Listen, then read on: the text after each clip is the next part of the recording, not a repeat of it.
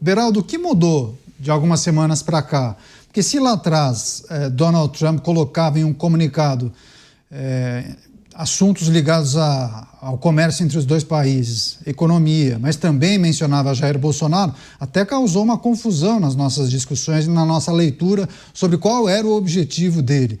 Agora, o que mudou de lá para cá, para agora ele só tratar de questões comerciais? Somente o pragmatismo do presidente norte-americano? 1 minuto e meio, Beraldo. O presidente da República ele tem que tratar de assuntos que são institucionais do país. Quando a gente observa as ações dos Estados Unidos em relação a diversos absurdos que acontecem no Brasil, você tem o secretário Marco Rubio articulando medidas que já foram aplicadas. E aí a gente está falando objetivamente da cassação de vistos, da aplicação de lei Magnitsky, e isso tudo está em curso. Cabe ao presidente do país dar o tom da conversa no sentido de encaminhar para que os melhores interesses do país que ele governa sejam atendidos. E me parece que Donald Trump está sendo pragmático. Eu não acho que muda a percepção ideológica, mas muda, sim, o pragmatismo em relação à realização de comércio entre dois países. Pois é, inclusive essa temática a gente coloca na pergunta do nosso portal, a enquete do dia, jovempan.com.br, sobre a conversa entre Lula e o presidente Donald Trump e o que pode acontecer daqui para frente. Eles vão tratar somente de questões comerciais ou você entende que em algum momento nessas tratativas, nessas negociações, a situação que envolve o judiciário, Jair Bolsonaro, também pode entrar nessa negociação? Se você puder, vote em jovempan.com.br e também no YouTube do programa Os Pingos nos Is. A gente conta com a sua participação, contamos com o seu voto. Rápida parada para você que acompanha aqui a Rede Jovem Pan. Seguimos com os nossos comentaristas. Você, Diego, é preciso olhar para o impacto desse episódio, as repercussões também na política nacional, né? As muitas articulações que acontecem no Congresso Nacional, a narrativa adotada por algumas lideranças. Você acha que há uma interferência direta? Será preciso recalcular a rota? 2 minutos e meio. Olha, Caniato, eu acho que a direita e, sobretudo, a direita bolsonarista está precisando fazer um fechamento para balanço. Precisam reorganizar a estratégia, sim, porque Eduardo Bolsonaro, com a insistência nessa narrativa de que Trump é um grande aliado de Jair Bolsonaro, de que se tudo estivesse perdido, Trump intercederia de forma mais incisiva, aplicando indiscriminadamente sobre outras autoridades a lei Magnitsky, quando Donald Trump alinha-se com os interesses brasileiros, se propõe a negociação, diz inclusive que ele e Lula se encontrarão num futuro próximo. Acho que o presidente Lula chegou até a fazer uma sugestão em um evento que ocorrerá na Ásia nos próximos meses. Enfim, quando Trump se predispõe assim às negociações, fica muito claro que tudo que Eduardo Bolsonaro vem fazendo a partir de sua estadia nos Estados Unidos é vender fé, vender esperança para sua militância. E isso torna-se um grande ativo para a esquerda brasileira, torna-se um grande ativo para o atual governo federal, porque a partir desse grande monte de narrativas, a princípio falsas, que Eduardo Bolsonaro vem trazendo dia após dia, Lula consegue fazer com que a economia do Brasil volte aos trilhos a partir das suas negociações com os norte-americanos. Então, Eduardo Bolsonaro hoje é uma grande pedra no caminho, mas uma pedra no caminho da direita brasileira, que enquanto Eduardo não abre mão, de fato, de uma candidatura à presidência da República, não abre mão, de fato, do protagonismo do sobrenome Bolsonaro no processo eleitoral de 2026, a direita tem dificuldade de se organizar. Ora, goste ou não goste, Bolsonaro é ainda a maior liderança no campo da direita. Quando nós não temos, a partir de um dos filhos do próprio ex-presidente, a certeza sobre a possibilidade da formação de um projeto de centro-direita para fazer oposição ao atual governo, essa direita passa a ter dificuldade de se organizar. E com isso a tendência é que a direita vá fragmentada para o processo eleitoral de 2026. E isso é tudo que o atual governo quer. uma direita fragmentada, para que assim Lula ou um eventual sucessor tenha a possibilidade de ter um resultado melhor num primeiro turno e ir para o segundo turno com um pouco mais de força. Fragmentada, a direita fica mais suscetível às negociações, inclusive com o atual governo, porque nós sabemos, para vencer quem tem a máquina, principalmente a máquina do governo federal na mão, é necessário um projeto de coalizão, e na coalizão você tem que trazer o centro, e esse centro, e principalmente aí o centrão, pode ir ou para um lado ou para o outro. Isso vai ser decisivo para o resultado das próximas eleições. Sem dúvida alguma, e várias pessoas aqui da nossa audiência manifestando suas opiniões, muitos apontando quem pode se prejudicar nessas tratativas, nessa negociação, mas muitos também dizendo, olha, é preciso aguardar essa negociação, porque pode dar muito certo, mas pode dar muito errado. Agradeço a todas as pessoas que estão escrevendo aqui no nosso chat, valeu demais. De volta com toda a rede aqui no programa Os Pingos nos Is, a escolha de Marco Rubio para negociar com o Brasil e as preocupações do governo em relação a essa figura que seria mais ideológica do governo de Donald Trump. Eu vou passar para o Mota, porque eu acho que tem um aspecto que é importante que a gente debata sobre a comemoração, talvez prematura, de algumas figuras que integram o governo e também no Congresso Nacional, os parlamentares governistas, entendendo que a partir dessa conversa todos os problemas foram resolvidos. Mota, de fato, eu acho que uma porta foi aberta, uma janela de oportunidade para o governo. É possível resolver as questões que envolvem o tarifaço? Com certeza. Mas também pode dar tudo errado, né, Mota? É preciso aguardar as cenas dos próximos capítulos, né? Eu acho que isso é irrelevante, Caniato, para as pessoas que estão comemorando. O que interessa é a narrativa. O que interessa é empacotar essa narrativa e explorar ao máximo de olho na eleição do ano que vem. Eu acho que quem enxerga nisso uma preocupação de estadistas está cego. E é por isso que eu não acho que o fruto dessa negociação vai ser nada de excepcional ou mesmo de relevante. Mas isso não interessa. O que interessa é o uso político, eleitoral que está sendo feito. A gente não pode ignorar tudo que aconteceu nos últimos meses. A gente não pode ignorar as sanções que foram aplicadas. Eu acho que uma parte dessas sanções está sujeita à negociação, sim.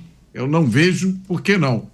Outra parte, eu acho que não. Eu acho que houve excesso de manifestações por parte do governo de Donald Trump sobre a razão dessas sanções. Eu não acho que uma negociação, seja lá ela qual for, feita com o governo americano, vai restaurar o equilíbrio institucional que o Brasil perdeu e que está por trás de várias dessas sanções que foram aplicadas.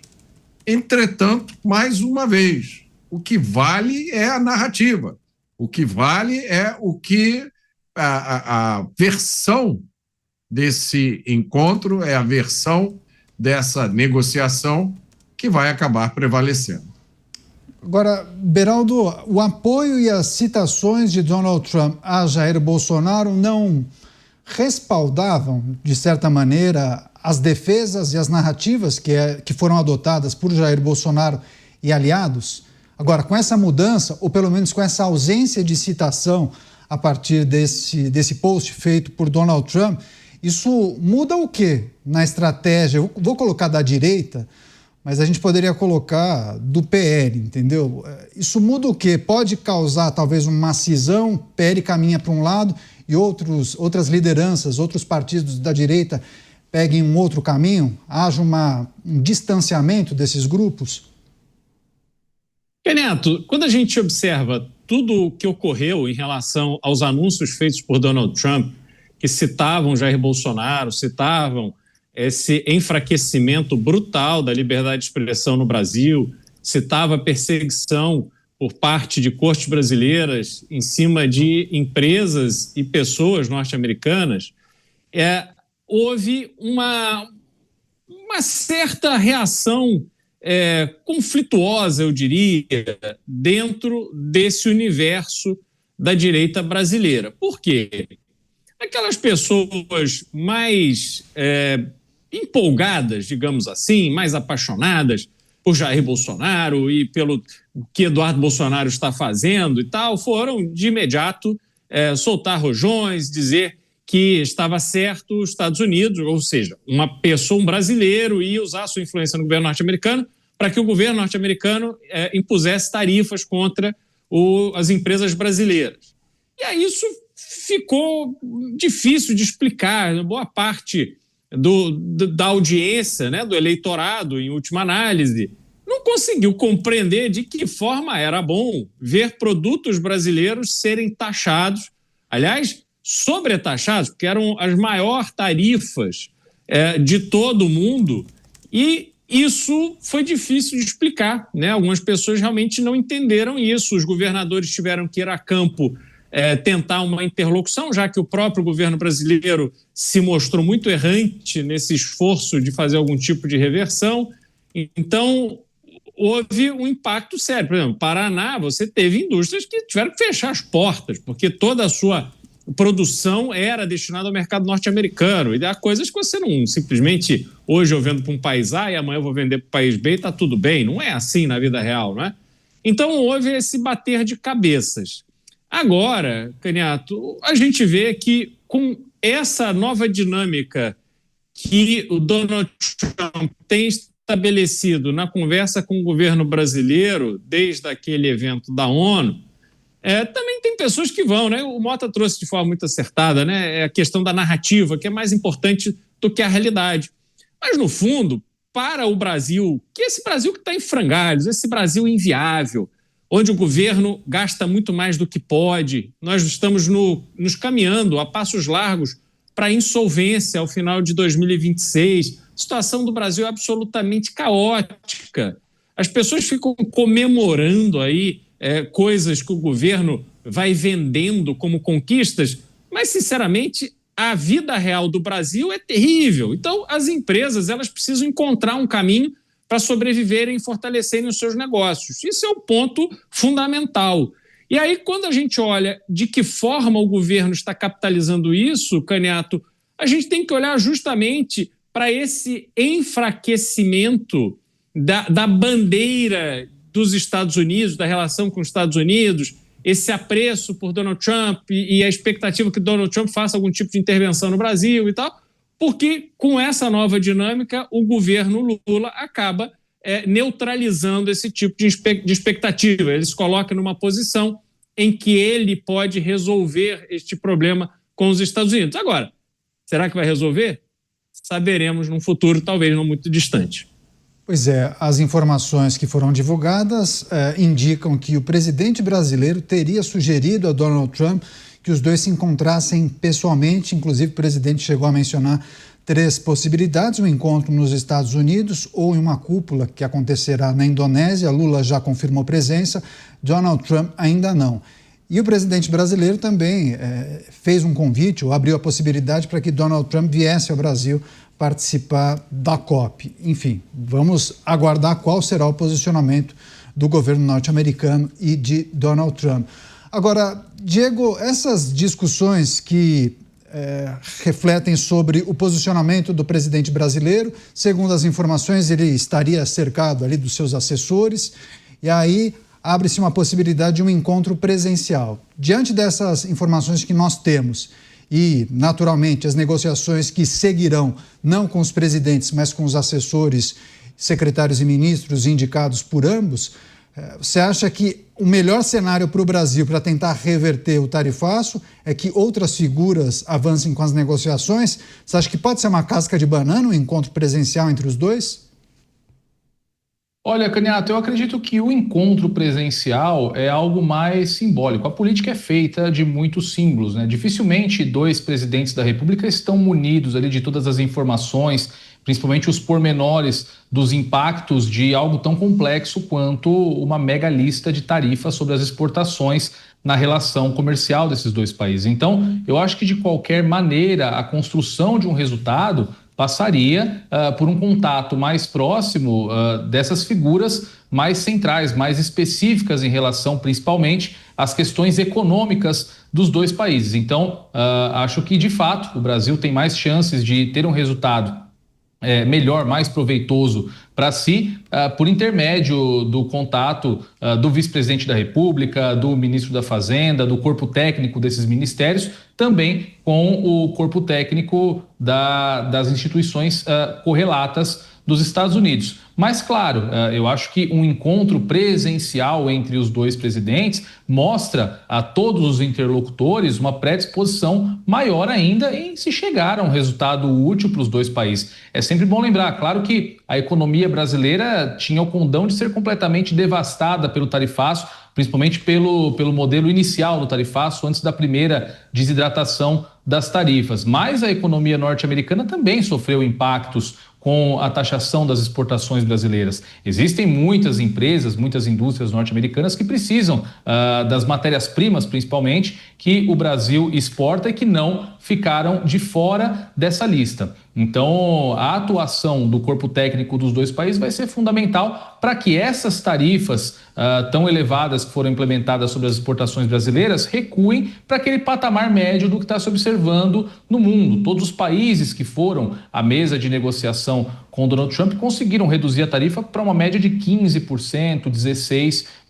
Estima-se que o Brasil consiga algo semelhante. Então, acho que, finalmente, o Brasil, em relação a essa questão comercial, e aqui despido de qualquer questão ideológica, acho que o Brasil finalmente entrou nos trilhos para resolver esse problema. Claro, como o Beraldo trouxe e acertou muito bem no comentário dele, ainda existe toda uma situação de colapso fiscal independente do tarifaço no horizonte brasileiro, e o governo vai ter que lidar com isso também, inclusive sob o ponto de vista eleitoral. O eleitor que votou no atual projeto do governo federal com a esperança de fazer o seu churrasco de picanha no final de semana vai cobrar essa fatura nas urnas no ano que vem.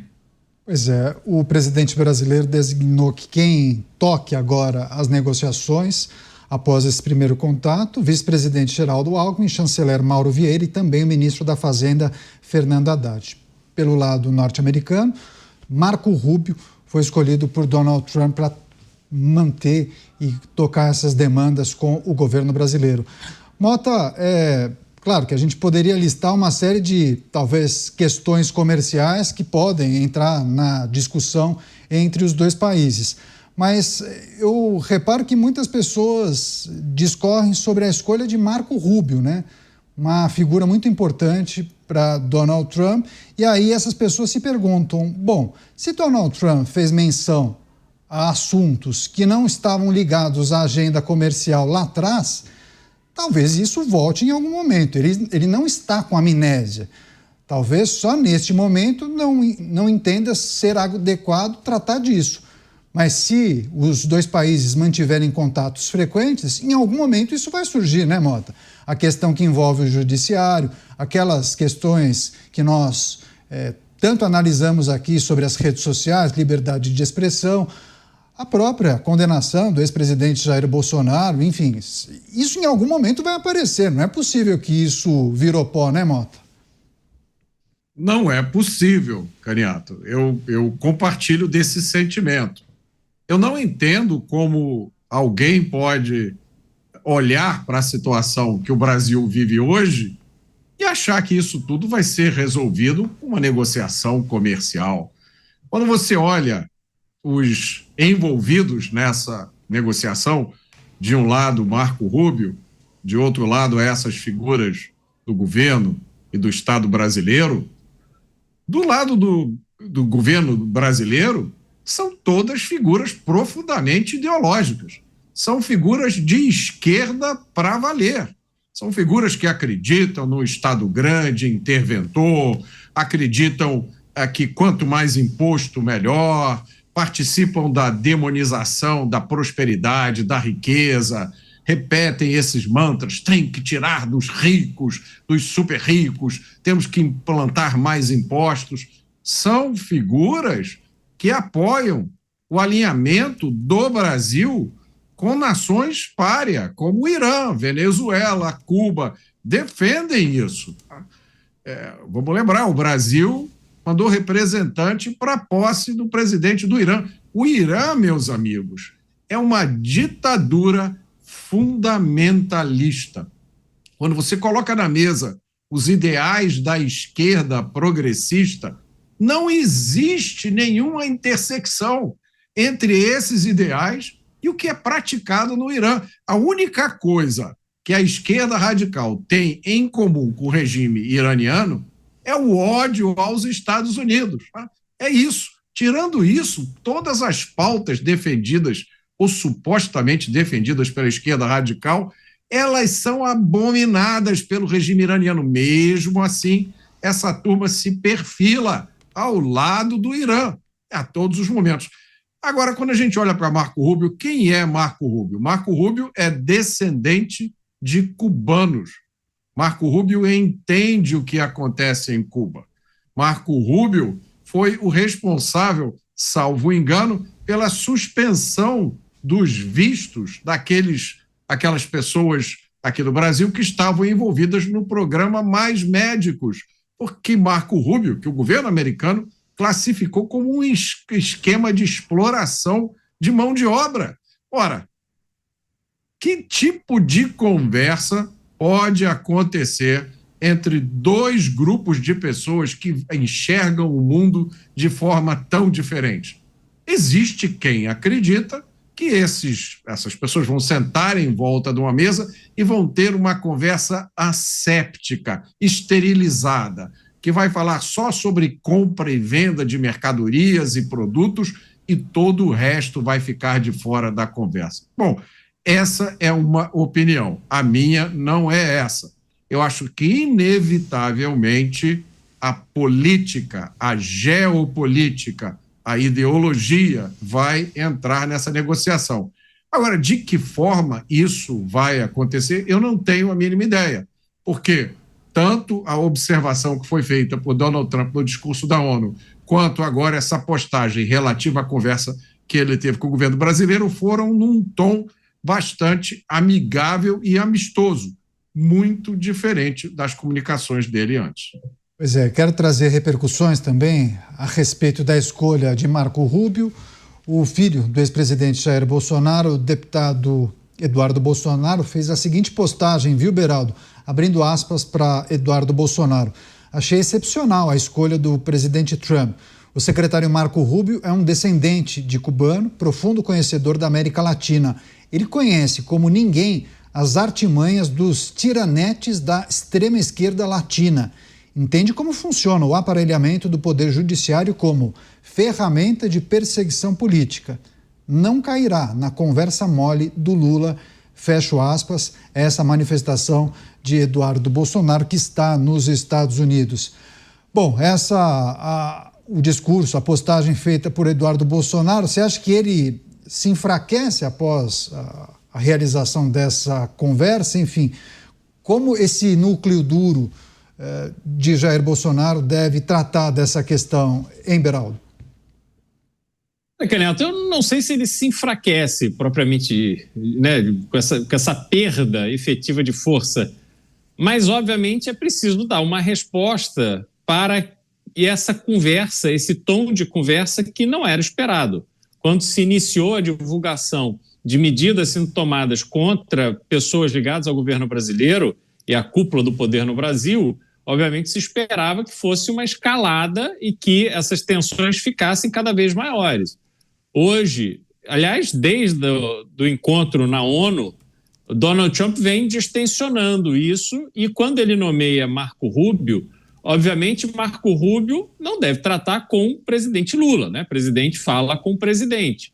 Agora o secretário de Estado vai falar talvez com o vice-presidente Geraldo Alckmin, que também é um ministro de desenvolvimento econômico. Então, ou indústria e comércio, enfim, desses tantos ministérios aí, acabo me confundindo os nomes. Mas o fato concreto é que Marco Rubio conhece profundamente, não apenas o Brasil, mas todas as artimanhas da corrupção que foram praticadas durante governos do PT. É preciso lembrarmos que ele, muito ativo no combate a ditadura que vem desde Fidel Castro em Cuba, ele operou diretamente como senador do estado da Flórida contra construtoras brasileiras envolvidas em corrupção que tinham negócios no estado da Flórida. Então, Marco Rubio sabe como é que se estabelece, ou como se estabeleceu e como se mantém o poder no Brasil, a partir destes agentes públicos que hoje voltaram para o poder, mas que têm um histórico de envolvimento em corrupção. Diferente do Brasil, em que os corruptos são perdoados, né? A gente tem aí ex-governador do Rio de Janeiro condenado a mais de 200 anos de cadeia por corrupção, hoje aparece nas redes sociais, postando na piscina, falando sobre vídeos, como se absolutamente nada tivesse acontecido. E muito provavelmente, se for candidato nas próximas eleições, terá uma quantidade de votos bastante expressiva. Assim como o atual presidente foi eleito, apesar de todo o seu histórico, apesar de todo o tempo preso por corrupção e apesar da pataquada que houve na sequência dos julgamentos da Lava Jato, que foram aí resultando em anulações de pena, solturas e por aí vai. Então, Caniato, olhar para Marco Rubio é alguém que sabe exatamente com quem ele está falando e do que ele está tratando. E eu não tenho a menor dúvida de que as negociações serão muito duras, até porque o papel dele é defender o interesse dos Estados Unidos. E isso eu não tenho a menor dúvida de que ele fará com muito afinco. Você mencionou a pasta de Geraldo Alckmin, é vice-presidente, mas é ministro da pasta do Desenvolvimento, Indústria, Comércio e Serviços. Nome longo, mas o Beraldo acertou. Agora, Diego, quando eu mencionei ou perguntei se Eduardo se enfraquece, no sentido de que ele pode ter perdido aos olhos de muitos a quase que exclusividade na interlocução com o governo americano, né? Quantas vezes a gente não acompanhou manifestação de autoridades, principalmente da diplomacia, dizendo: nós tentamos contato, fizemos ligações, mas eles não querem nos atender. E aí, em algum momento, nós pensamos, bom, então parece que Eduardo tem esse contato quase que diário, né? E atualizava, ou pelo menos trazia algumas informações que se confirmavam, né? No dia seguinte, muitas vezes. Você acha que é possível considerar que houve um enfraquecimento? Você acha que é do jogo? Afinal, presidente trata com presidente, né? Como bem disse o Beraldo. Sem dúvida que há essa percepção, Caniato. Eu acho que até mais do que isso. O que aparenta é que Eduardo Bolsonaro jamais teve qualquer interlocução com o governo norte-americano. Pode ter tido contatos com figuras do segundo ou terceiro escalão da Casa Branca, mas que de fato jamais teve a condição de influenciar o governo norte-americano no que concerne a essas tarifas. O que para o Eduardo Bolsonaro, convenhamos, seria até um alívio nesse momento. É sempre bom lembrar que existe um prazo aberto para que a Procuradoria-Geral da República se manifeste, inclusive, sobre um pedido de prisão que foi feito contra Eduardo Bolsonaro por coação no curso do processo em razão da suposta influência que ele teve sobre o governo norte-americano nessas sanções que foram aplicadas ao Brasil. Então, é até um alívio para Eduardo Bolsonaro que talvez a sua influência nesse processo todo tenha sido relativizada. Mas, Caniato, eu não acho que só Eduardo Bolsonaro perde com isso. Eu acho que também, de certa forma, em que pese o sucesso, o possível sucesso de negociações, Lula também perde nesse processo. Porque eu sempre gosto de lembrar aqui, o que está mantendo o freio da queda de popularidade do presidente Lula é justamente o reencontro de um inimigo, o reencontro de uma guerra ideológica que ele vem vendendo nos últimos meses. Inclusive colocou no novo slogan do Brasil, Brasil ao lado dos brasileiros, tentando evocar a questão da soberania, a questão do patriotismo. Então, Lula, quando resolve a sua vida junto aos norte-americanos, perde também a sua narrativa, perde também o seu inimigo. Uma possível crise econômica, que nós já dissemos aqui há alguns minutos que ocorrerá nos próximos anos, deixa de ser culpa da atuação de Eduardo Bolsonaro, volta para o colo do governo, volta para a política econômica do governo. Não é mais uma crise em decorrência de uma má relação com um parceiro comercial, é uma crise meramente doméstica. E como eu disse, o eleitor vai cobrar essa conta. E sem a narrativa no ano que vem, o governo fica evidentemente em maus lençóis. Fica muito difícil justificar por que o governo nos últimos 4 anos prometeu tantos avanços do ponto de vista econômico e não conseguiu prosperar. Até ontem, a culpa poderia ser da família Bolsonaro, poderia ser da influência de Eduardo junto aos norte-americanos. A partir de hoje, tendo Lula encontrado um novo amigo, tendo uma química com o presidente norte-americano, essa culpa volta todinha para o colo do governo. Mota, a manifestação de Eduardo Bolsonaro dizendo que Marco Rubio não cairá na conversa mole do governo. Um minutinho, Mota. Eu acho que o Eduardo Bolsonaro tem razão. Marco Rubio tem a experiência de vida e o conhecimento da atividade política suficiente para não cair na conversa de ninguém. Agora, nós continuamos esperando para ver qual será a estratégia do governo americano, né? Essa é a grande incógnita. Eu não tenho nenhuma dúvida quanto aos relacionamentos que Eduardo Bolsonaro tem com o governo americano. Eu acho que ele não precisa ficar dando prova disso o tempo inteiro. E eu acredito que Eduardo Bolsonaro está lutando pela liberdade, ele está lutando pela normalização das coisas aqui no Brasil. Como eu sempre digo, nada do que Eduardo Bolsonaro está fazendo é diferente do que políticos e parlamentares da esquerda fizeram durante toda a história do Brasil. Eles nunca foram processados nem ameaçados de perder mandato por causa disso. Pelo contrário, sempre foram muito aplaudidos por estarem defendendo a liberdade e o direito de expressão. Quero lembrá-los que nós temos a enquete que trata dessas informações, dessa notícia.